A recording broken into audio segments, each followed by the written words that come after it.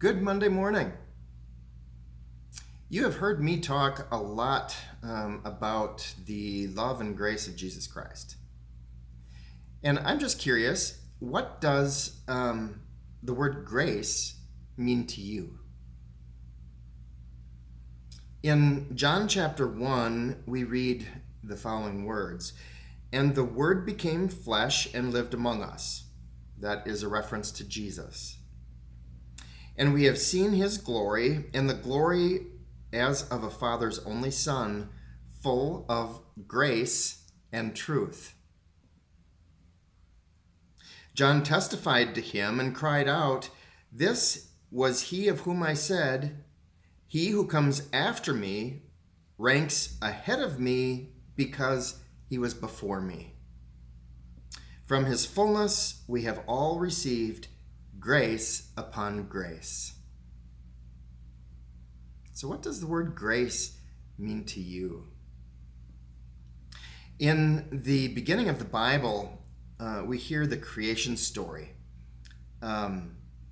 where God creates the stars and the planets, and we have the sun and the moon, and we have the plant life that was brought into being, and then animals, and we've got humanity. And after each one of those steps of creation, God responds, "This is good." And after the creation of humanity, God says, "This is very good." And so the understanding of grace is of God's goodness. That God is good. He seeks good. He seeks abundance for all of creation.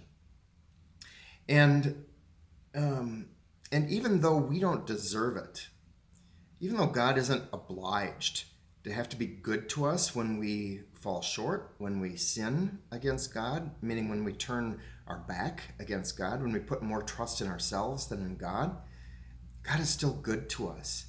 And that is what grace is all about.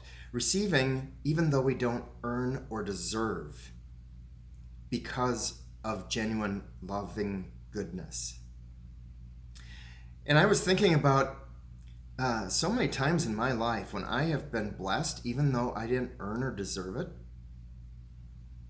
When I first went into ministry, I did not think I deserved to be a pastor, because there were times in my life that I was a mess. And yet, as one of my former pastors told me, none of us deserve to be a pastor but by the grace of God. That all of us fall short. And yet, it is God's love for us that continues to bless us, that continues to be good to us, even when we've turned away. Now, that doesn't mean that there aren't consequences for our actions here in this life when we go against the law or when we go against truth. There will be consequences.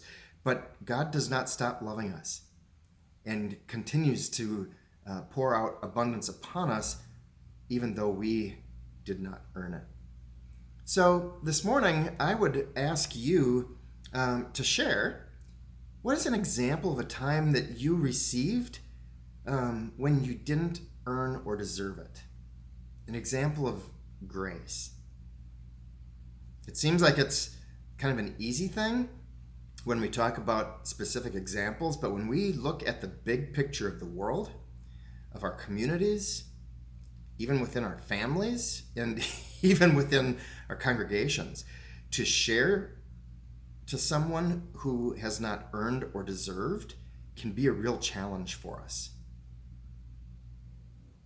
So, again, please share a time when you experienced grace, when you received even though you didn't feel like you earned or deserved it. You have a great start to your week, and may God's grace be upon you. Have a great day. Goodbye.